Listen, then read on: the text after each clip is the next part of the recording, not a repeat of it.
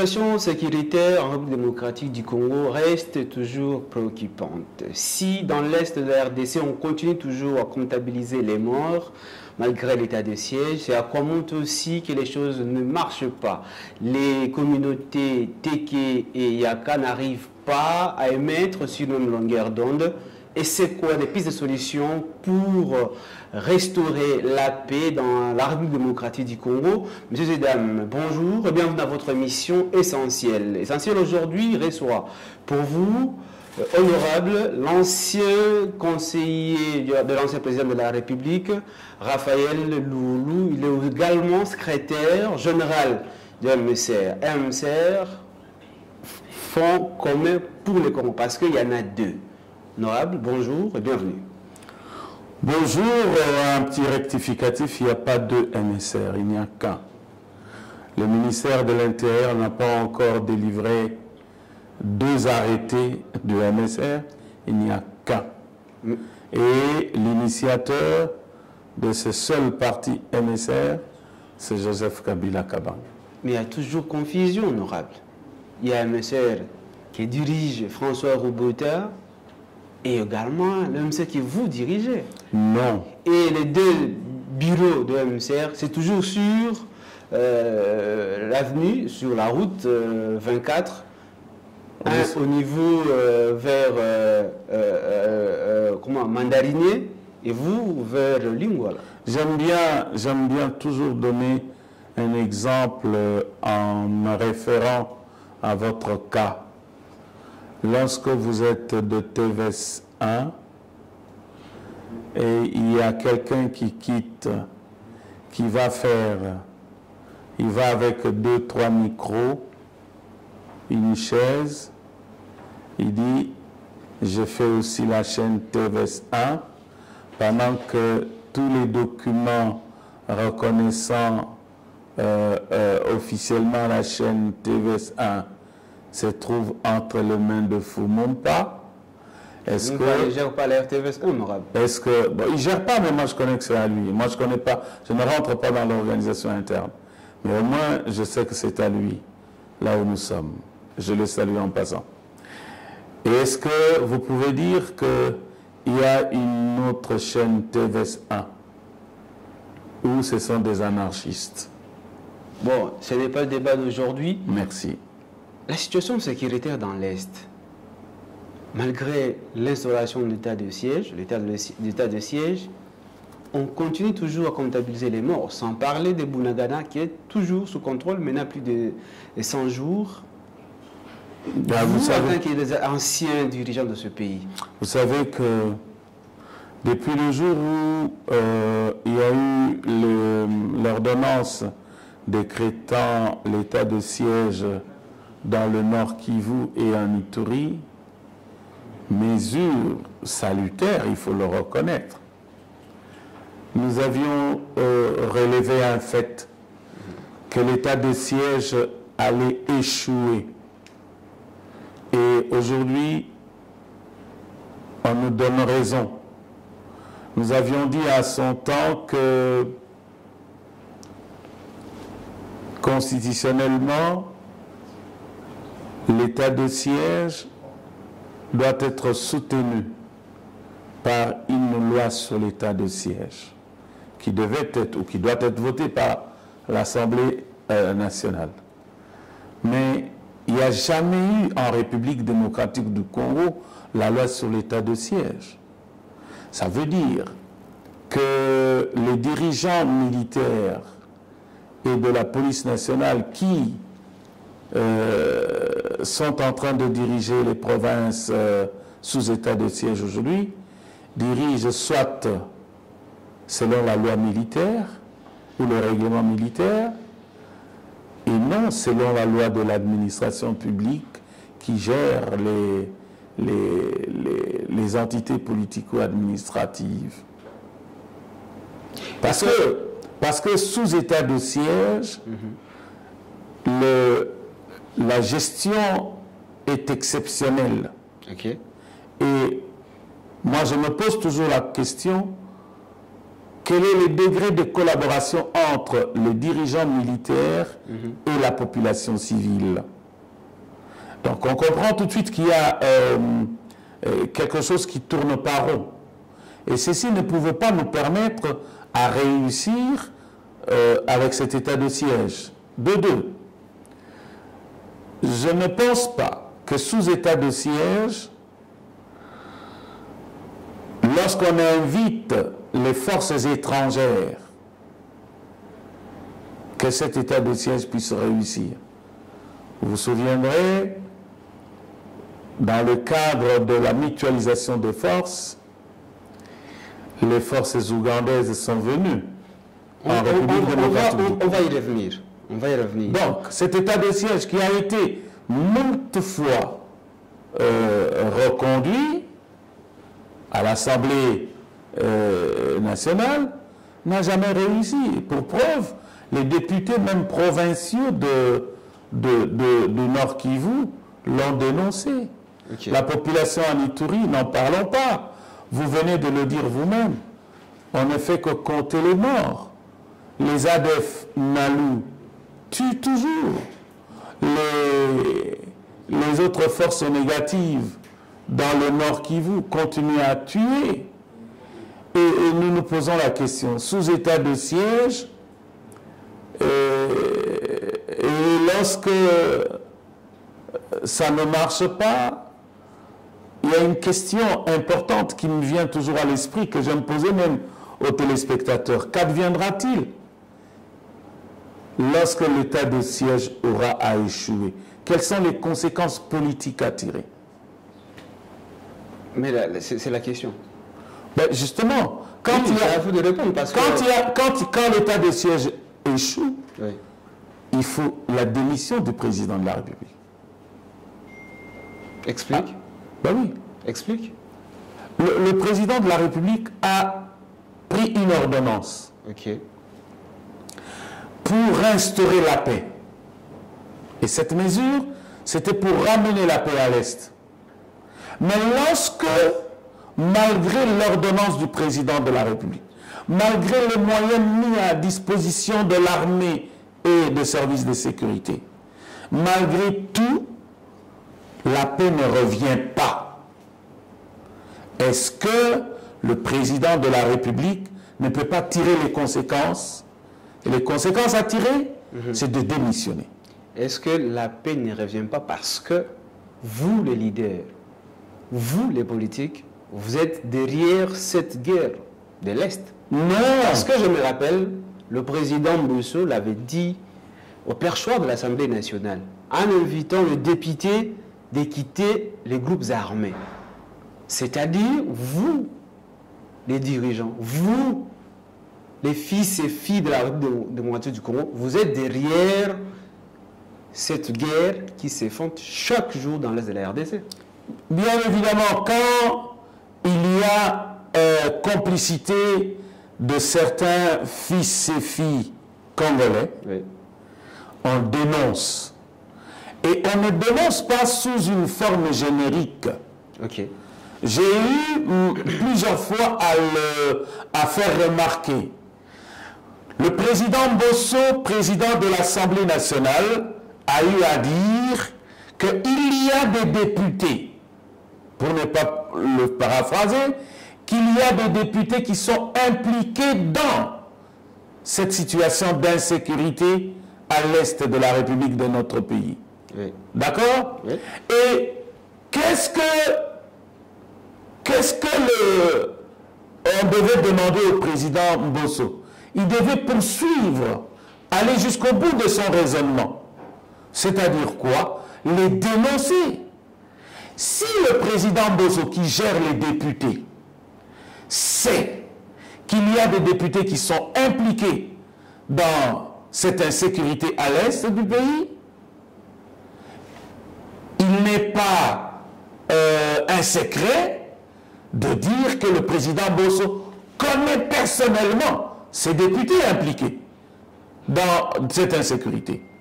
Pourquoi refuse-t-il de les dénoncer? S'il refuse de les dénoncer, ça veut dire que le président Mbosso lui-même est complice. Ok. Comment voulez-vous qu'il le dénonce de façon générique sans désigner? Et en plus, lorsque le président Bosso dit ça, tous les députés originaires de l'Est sont concernés.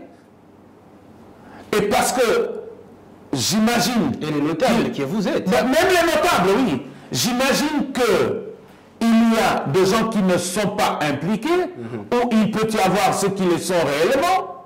Ok. Comment faire la différence entre les uns et les autres? Il faut dénoncer ceux qui sont impliqués.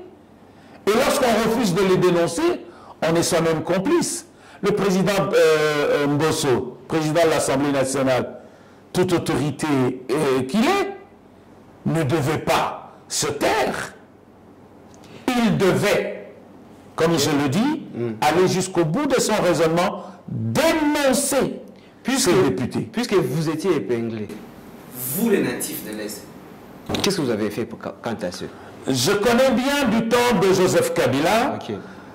Chaque fois qu'il y avait des situations d'insécurité, Joseph Kabila avait l'habitude de réunir les notables, comme ça qu'on les appelle, les notables du coin, pour leur parler et les responsabiliser. Vous comprenez? Ok. Et ce qui n'est pas le cas aujourd'hui, ça ne s'est jamais fait. Si, à mon avis, je pas encore. Si, à plusieurs reprises, Tshisekedi avait reçu les députés élus du Nord Kivu, de l'Ituri. Ouais, il reçoit Et d'ailleurs, même... il reçoit les députés du Nord Kivu et de l'Ituri. Mais ceux qui sont impliqués... Bon, écoutez, je ne voudrais pas ici répéter la même chose. Je dis de manière claire que le président Bosso, qui a dénoncé ce fait, doit nous dire ceux qui sont réellement impliqués dans cette guerre qui cause l'insécurité à l'Est. S'il ne le dit pas, s'il ne le dit pas, ça veut dire que lui-même est complice. Et le président de la République serait très à l'aise en invitant ou en recevant les députés du Nord Kivu, de l'Ituri, très à l'aise d'en parler, parce que je pense que comme il l'a fait une fois, il a dénoncé les militaires, encore là aussi, encore là, le président de la République a eu à le dire une fois, lorsqu'il était à l'extérieur de notre pays, que pour ce problème d'insécurité à l'Est, les officiers militaires et les policiers sont impliqués, sans toutefois les désigner non plus, lui en tant que commandant suprême des forces armées. C'est pourquoi je dis, voilà, c'est pourquoi je dis, pour la solution ici est que les dirigeants politiques de notre pays prennent leurs responsabilités, si pas leur courage, à aller jusqu'au bout de leur raisonnement.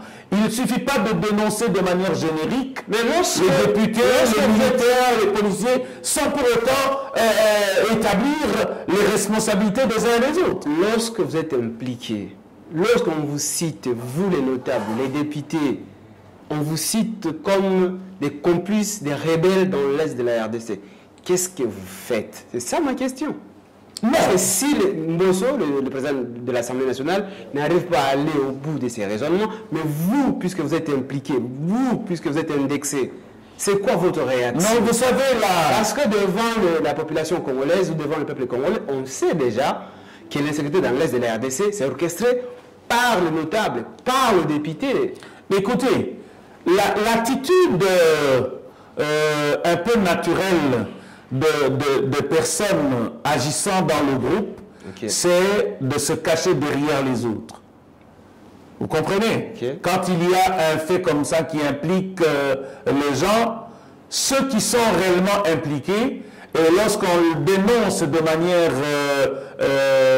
collective, ils se cachent toujours derrière les autres. C'est pourquoi je dis, la meilleure façon, c'est que les dirigeants politiques qui ont eu à le dénoncer prennent leurs responsabilités en main, aillent jusqu'au bout de leur raisonnement. En l'occurrence, le président Bosso qui a eu à le dire les députés sont derrière ça, qu'il dénonce ces députés parce qu'il les connaît. Le président de la République lui-même qui a eu à dire que les militaires, les officiers militaires et de la police sont impliqués, en tant que commandant suprême, il les dénonce pour que sanctions s'en suivent. Merci. Voilà la responsabilité. C'est-à-dire, vous, les notables ou les députés, vous ne pouvez pas réagir sur ce sujet. Non, vous vous laissez incriminer par... notre réaction, ouais, je le répète, est que on doit dénoncer ce genre pour que chacun... Mais pourquoi vous ne le faites pas alors? Écoutez, je demande à ceux qui ont dénoncé. Il ne faut pas qu'ils dénoncent comme un slogan comme ça, sans pour autant aller jusqu'au bout. Je vais rappeler aux téléspectateurs que vous étiez, bien sûr, ancien conseiller...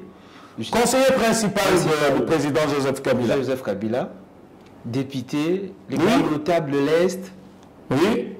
Malgré tout ça, est-ce qu'aujourd'hui, vous savez que Tshisekedi a hérité vos erreurs et aujourd'hui il est dans l'impasse parce que vous étiez incapable de restaurer la paix dans l'Est de la RDC. Écoutez, aujourd'hui, vous êtes le premier à jeter des pierres. Non, les erreurs peuvent être là.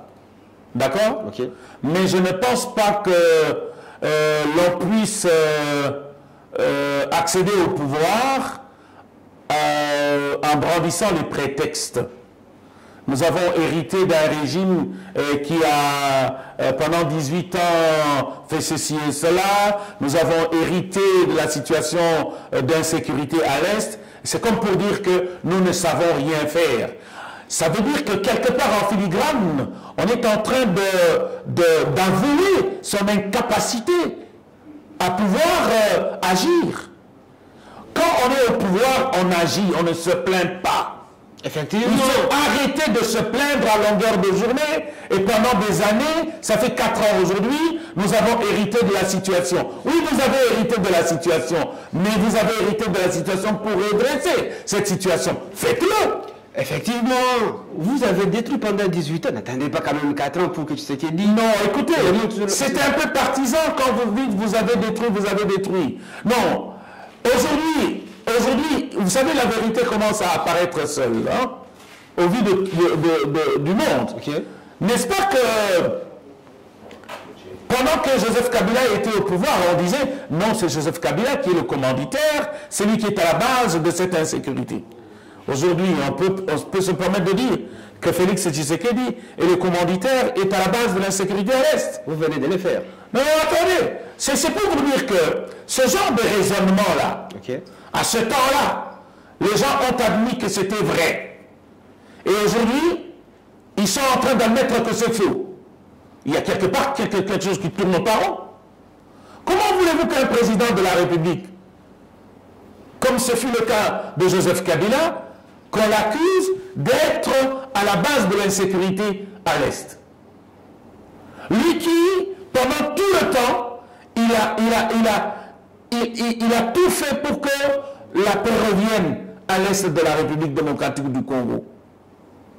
Et alors, du temps de Joseph Kabila, du temps de Joseph, laissez-moi poursuivre mon raisonnement. Okay. Du temps de Joseph Kabila, c'est lui le président de la République, commandant suprême des forces armées de la République démocratique du Congo, qui était à la base de l'insécurité. Mais aujourd'hui, du temps de Félix Tshisekedi, qui est à la base de l'insécurité aujourd'hui qui perdure à l'Est, qui est à la base de la situation de nos compatriotes qui sont en errance à l'Est de la République, qui est à la base des tueries aujourd'hui à l'Est de la République démocratique du Congo. Est-ce que c'est Félix Tshisekedi ou non? Il faut avoir le courage. Si cette vérité-là, si cet argument-là était valable du temps de Joseph Kabila, parce qu'il y avait insécurité à l'Est, est-ce qu'il est valable aujourd'hui du temps de Félix Tshisekedi, parce qu'il y a toujours insécurité à l'Est? Vous voyez, c'est là, des fois, quand on cherche à noyer quelqu'un, lorsque cette vérité rattrape aujourd'hui, on commence à donner, on commence à prétexter, et on va passer tout un mandat en train de s'appesantir sur des prétextes. Mais les prétextes sont vidés aujourd'hui. Vous êtes au pouvoir, messieurs. prenez les responsabilités, terminez-nous la guerre à l'Est, faites en sorte que la paix revienne. Voilà, c'est tout. Au lieu de continuer à dire, tiens, on a hérité de, on nous a laissé ceci et cela. Non, si vous savez qu'on vous a laissé et vous êtes incapable de régler la situation dont vous avez hérité, démissionnez. Eh bien, si vous dites que vous voulez rester au pouvoir et continuer jusqu'à envisager avoir le deuxième mandat, mettez toutes les batteries en marche pour que la paix revienne à l'Est. Mais admettez aussi que Tshisekedi n'a fait qu'hériter l'insécurité que vous lui avez léguée. Mais attendez, aujourd'hui, il est en train de chercher voies et moyens pour trouver la solution. Comment ça alors? Comment ça bravo si il est en train de chercher. Je l'encouragerai à chercher encore davantage à régler cette insécurité. Parce que l'insécurité, aujourd'hui je suis en train de le répéter, la vérité apparaît aujourd'hui à nu. Ça veut dire que ce n'est pas Joseph Kabila, président de la République, commandant suprême des forces armées à l'époque, ce n'est pas lui qui était à la base de l'insécurité à l'Est. Autrement, on dirait qu'aujourd'hui, même Tshisekedi est à la base de cette insécurité. Donc si ce raisonnement-là n'est pas vrai aujourd'hui, alors il faut avoir le courage de reconnaître qu'à l'époque de Joseph Kabila, ce raisonnement n'était pas vrai. On a menti. Et vous savez, il y a des gens qui ont bâti toute leur politique et si on dit, sur ça. Comme on a indexé les notables, les leaders de l'Est, d'être derrière l'insécurité dans l'Est de la RDC, et si on dit que lui aussi fait partie des gens qui alimentent le M23 ou le ZDF-NALU pour que ce qu'il dit échoue aujourd'hui, qu'est-ce que vous allez dire? Non, qui alimente le M23? Non, je parle de vous, les notables de l'Est. Mais non. Le M23, Joseph Kabila, depuis 2013, a tout fait avec les forces armées de la République démocratique du Congo pour mettre en déroute le M23. On n'en parlait plus. Le M23 a refait surface il y a sous peu en 2021. D'accord? Et on doit reconnaître que ça veut dire que le député et notable de l'époque n'avait rien fait pour que cette insécurité puisse continuer, d'accord? Mais aujourd'hui, la vérité que nous avons, le président Bosso, président de l'Assemblée actuelle de l'Union sacrée, de Tshilé-Gelou, a eu à le dénoncer publiquement que ce sont les députés qui sont à la base, qui sont en train de soutenir l'insécurité à l'Est. Le président de la République lui-même, commandant suprême des forces armées, a eu à le dénoncer que les militaires et les policiers étaient derrière ça. Au moins le président de la République, lorsqu'il est revenu de son voyage, il a réuni les officiers supérieurs militaires et leur a parlé. Au moins lui a fait ça. Mais le président Bosso n'a rien fait, jusque-là.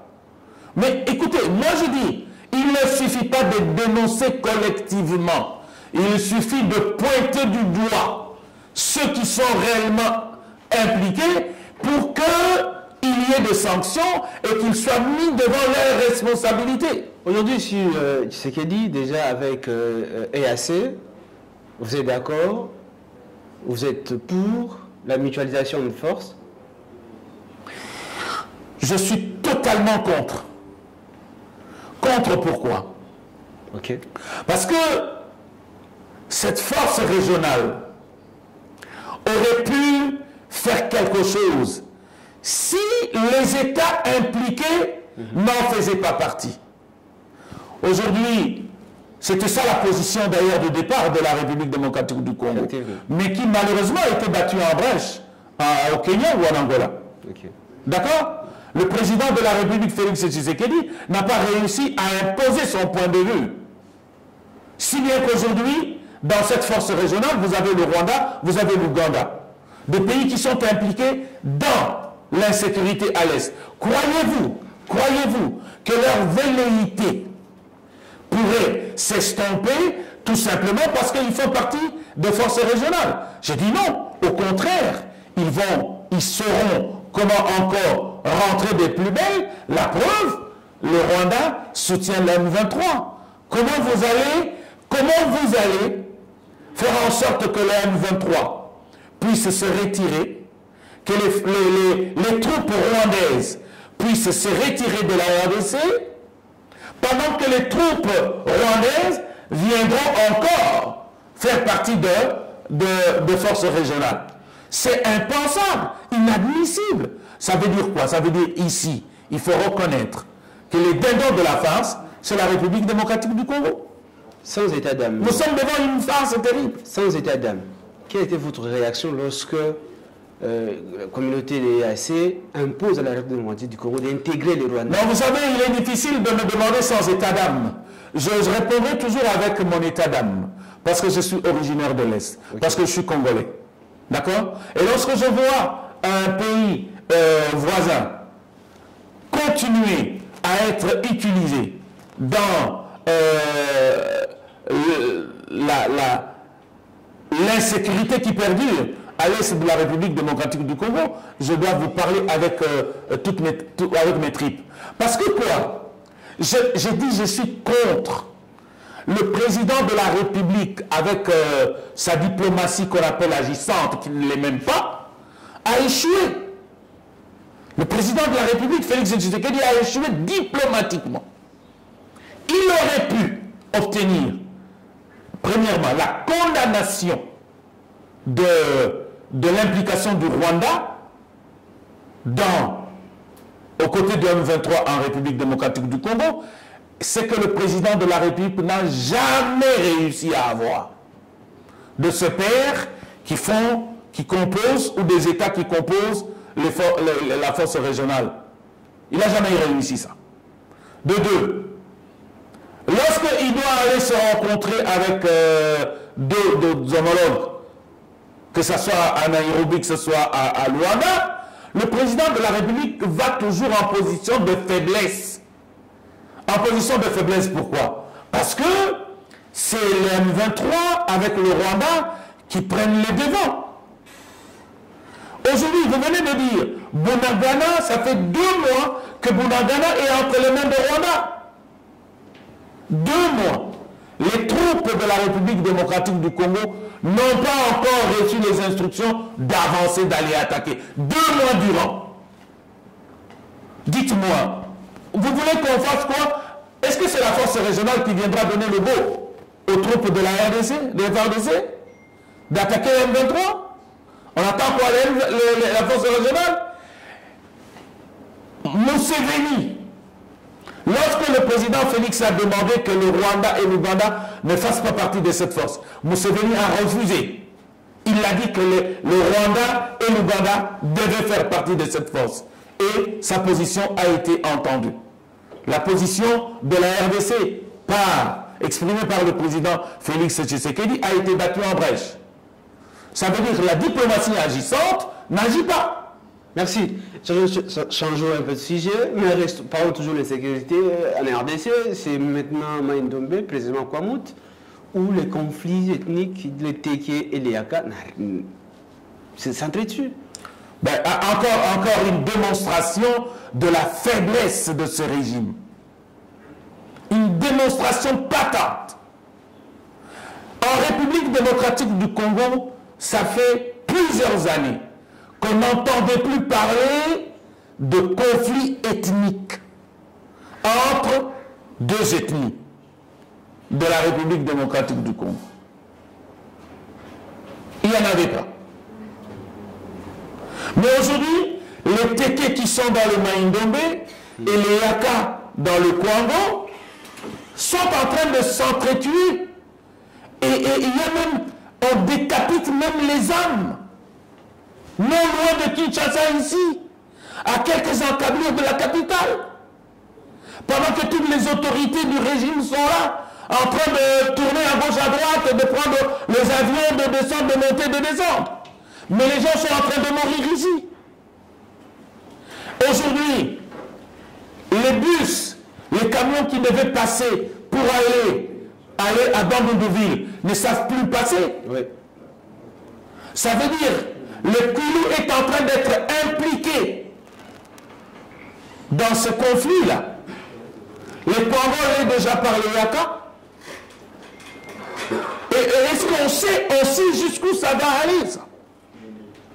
Mais on est en train de tourner les pouces ici pour dire que ça marche, ça va, tout va bien, et l'union sacrée est en train de faire je ne sais de prouesses, etc. Non, messieurs, vous êtes en train de vous tromper, vous vous foutez les doigts dans l'œil, il arrivera jusqu'à l'omoplate un jour. C'est vrai. Cette insécurité ici. Ok. Le gouvernement de la République, ce gouvernement qu'on appelle Warrior, ou qui s'appelle Warrior, là, qui a pris le nom d'emprunt de film XO pour rien. Ce gouvernement-là est en train de jouer avec le feu ici. Le ministre, le vice-premier ministre, le ministre de l'Intérieur, il s'est rendu lui-même en retard, avec un grand retard, dans le Maïndomé, pendant que les gens étaient déjà en train de s'entretuer. J'ose croire que c'est ici que le gouvernement devait intervenir avec la plus grande rapidité, parce que la route permet à ce que et les camions, et les munitions, et toutes les forces de l'ordre puissent arriver en un clin d'œil dans le Maïndomé. Mais qu'est-ce qu'on fait? Qu'est-ce qu'on fait? C'est dire que on est en train de jouer, de blaguer. Ben, je comprends. Jean-Marc Abound, c'est un gouvernement, a dit que c'est un gouvernement de jouissance. Aujourd'hui, tu crois à Kabound? Écoutez, si quelqu'un qui est du régime le dit, pourquoi ne pas croire? Jean-Marc Abound, qui d'autre, qui mieux que lui, connaît la façon dont l'union sacrée a été construite? Et quand il le dit, lui, pourquoi ne pas croire? Vous voulez que je croie en qui? En quelqu'un qui a été recruté par Jean-Marc Abound, ou que je dois croire en Jean-Marc Abound, qui lui-même était au four et au moulin pour monter machiavéliquement l'union sacrée? Et vous étiez les victimes. Ben, nous sommes victimes, oui, parce qu'on a utilisé des moyens qui étaient, on ne peut plus, anormal, incivique. Parlons du processus électoral. Bientôt quelques 15 ou 14 mois qui nous séparent des élections.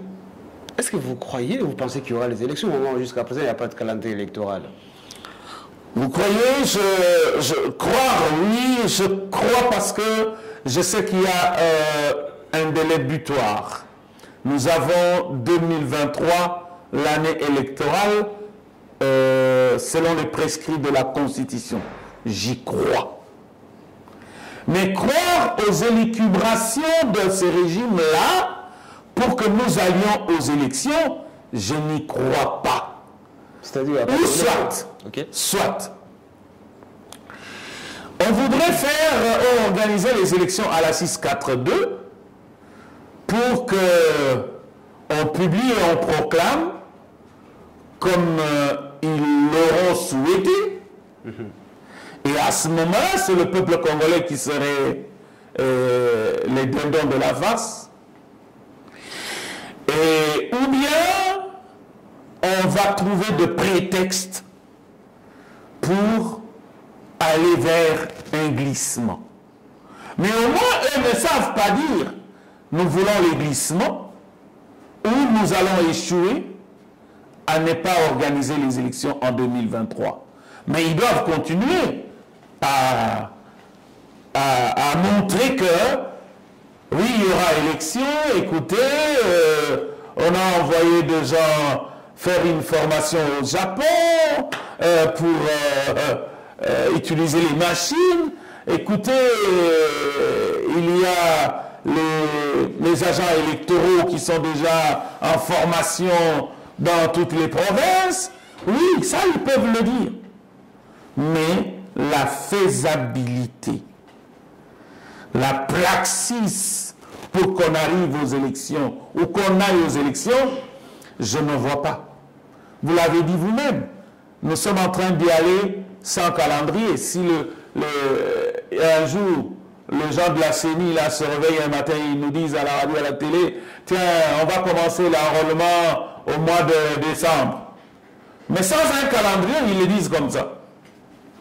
Donc c'est comme ils vont nous dire, écoutez, les élections, nous pourrons les avoir à telle date de telle année, sans calendrier. Comment voulez-vous que la centrale électorale organise les élections sans un calendrier jusqu'à ce jour? Permettez de paraphraser le président de la République. Il dit opposition et à péter. Non, c'est faux. Nous ne sommes pas l'opposition à péter. Nous sommes une opposition républicaine. Nous n'avons pas besoin de sortir dans la rue comme dans cette opposition à laquelle lui participait, qui cassait les véhicules, qui brûlait, qui détruisait, qui insultait, qui injuriait. Nous ne sommes pas de cette opposition-là. Si c'est ça qu'on appelle la force de l'opposition, en tout cas, nous sommes républicains et nous sommes en train de suivre dans le respect de loi et de la Constitution de la République démocratique du Congo. Si peut-être respecter les lois de la République, si respecter la Constitution, c'est ça être opposition à péter, alors le peuple congolais doit comprendre aujourd'hui l'état de droit c'est quoi?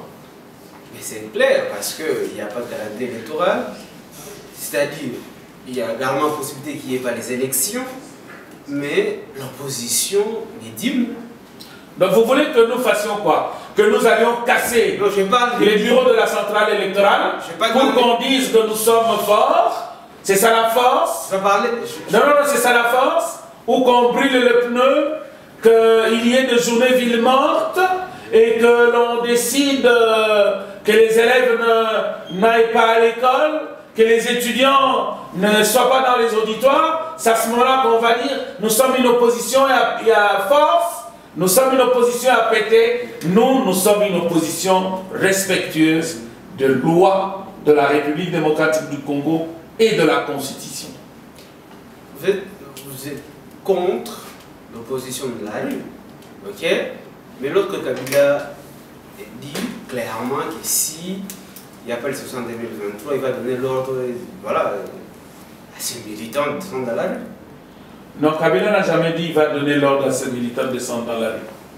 Je connais parfaitement ce que Kabila dit et veut. D'accord? Oui.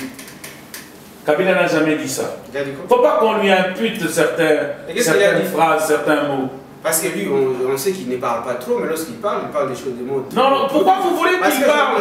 Il a des gens comme nous, là, qui parlons. Non, c'est un chef. Quand un chef parle trop, ça veut dire quelque part les choses ne marchent pas. Mais Joseph Kabila a des lieutenants, a des gens comme nous, les Raphaël Loulou, quand nous devons parler, même du matin au soir, de la République démocratique du Congo, nous parlons et alors bien. Mais pourquoi vous voulez qu'il parle, lui? Mais on dit aussi que vous laissez les choses partir comme ça parce que vous n'avez pas de candidat président de la République. Et s'il n'y a pas de sélection... Je dis à quiconque, prenez... Parce que vous avez que Kabila comme leader, et si lui déjà il est... La Constitution ne donne pas l'autorisation d'être candidat, voilà pourquoi vous laissez les choses évoluer comme telles. Hein. Prenez l'émission d'aujourd'hui, gardez-la, et au moment venu, vous allez la sortir. Je dis, nous aurons des candidats à tous les niveaux. À tous les scrutins, nous aurons des candidats. 2. Joseph Kabila, nous disons, c'est notre autorité de référence. Vous savez, nous ne l'appelons plus autorité morale simplement. Il est autorité de référence parce qu'aujourd'hui, même les gens du pouvoir se réfèrent à lui, ou veulent le voir, veulent aller le rencontrer. C'est l'autorité de référence. Là, vous voulez parler des Kabound et comment il s'appelle Diomi. Je parle de tous ceux qui se sont exprimés et encore de plusieurs autres qui ont la même idée, mais qui n'osent pas s'exprimer. Ils sont nombreux. D'accord? Il n'y a pas que 2. Il n'y a pas que 2. Oui, citer 3 ou 4 personnes parce que vous êtes les... Non, je n'ai pas besoin de faire la publicité de gens ici. Je crois que le seul nom que je peux citer aisément, c'est le nom de Joseph Kabila Kabange. L'homme qui a échoué. L'autorité des références. Ah, écoutez, vous dites qu'il a échoué. Échoué à quoi? Parce que ce qui a hérité la guerre, ce qui a hérité... Non. Non, Joseph Kabila a fait ses preuves et respectueux des textes. Il a préféré se retirer. Mais au moins, il n'a pas encore dit son dernier mot. Mais au moins, nous nous aurons. Laissez-moi, je vais vous expliquer tout de suite. Okay. Nous aurons des candidats partout. Quant à la question de dire Joseph Kabila peut revenir ou non, je dis, lisez la Constitution. Il y a des gens qui sont en train de lire la Constitution de la République démocratique du Congo comme un roman. La Constitution est claire. Si vous lisez le titre 2 qui donne le droit civil et politique à chaque citoyen congolais, dont Joseph Kabila, il les a. Si vous lisez l'article 72 de la Constitution qui donne 4 conditions pour être éligible, il n'y a aucune condition qui élimine Joseph Kabila. Si vous lisez l'article 104, alinéa 3, qui parle d'un mandat impératif et nul, et alinéa 7, qui reconnaît que Joseph Kabila, en tant qu'ancien président de la République, est sénateur à vie, que lorsque vous lisez l'article 108, qui distingue les cas d'incompatibilité lorsqu'on exerce 2 mandats, et la loi donne à Joseph Kabila, si une fois réélu président de la République, il aura 8 jours pour choisir entre rester sénateur ou président de la République. Et là, il aura à choisir ce qu'il va vouloir faire.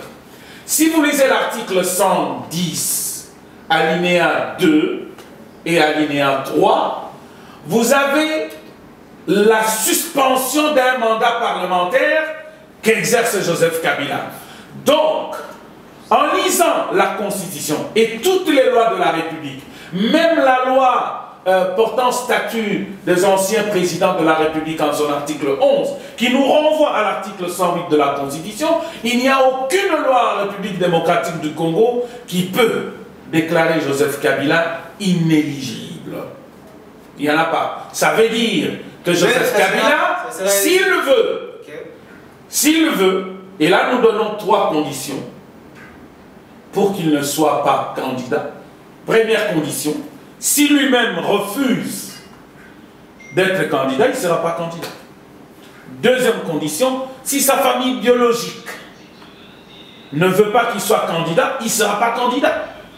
Si sa famille politique que nous sommes, nous disons, il ne sera pas candidat, il ne sera pas candidat. Voilà les 3 conditions seulement qui peuvent faire que Joseph Kabila ne soit pas candidat. Mais en dehors de ces 3-là, il n'y a aucune personne, aucune loi, aucune disposition constitutionnelle qui interdit à Joseph Kabila de se présenter comme candidat président de la République en République démocratique. C'est comme également au front comme pour les Comores, personne n'aura le courage de dire à Kabila qu'il n'est pas postulé.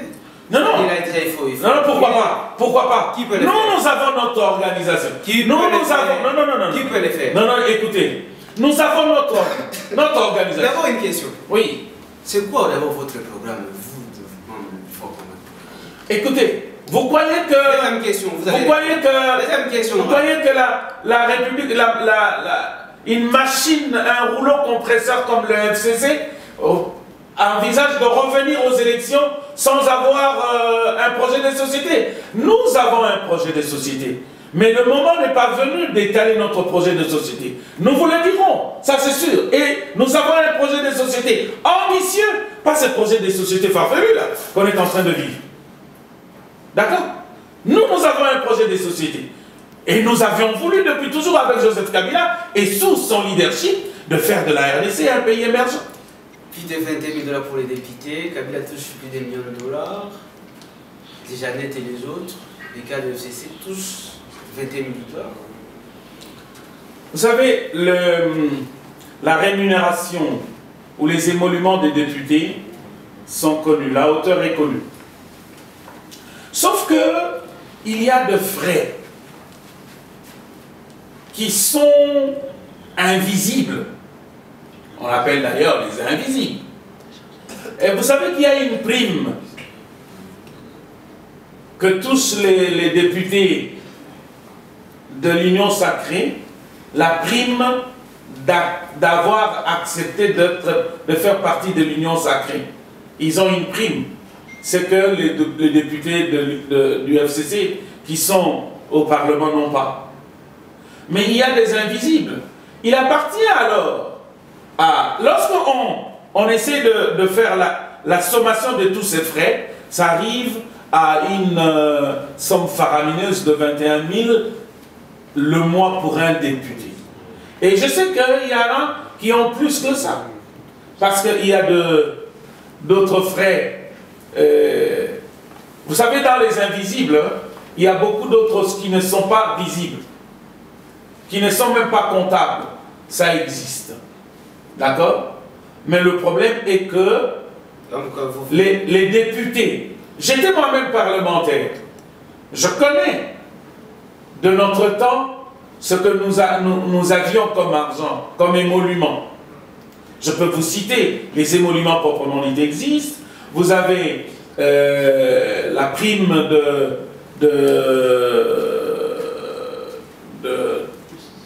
de commission, de travaux en commission, ça existe.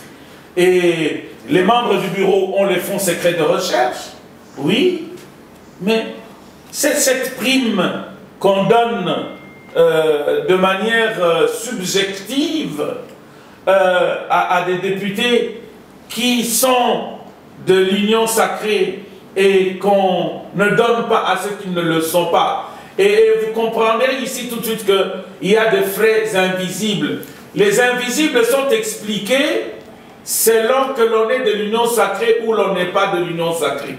Il y a des députés qui connaissent réellement qu'est-ce qui touche comme invisible.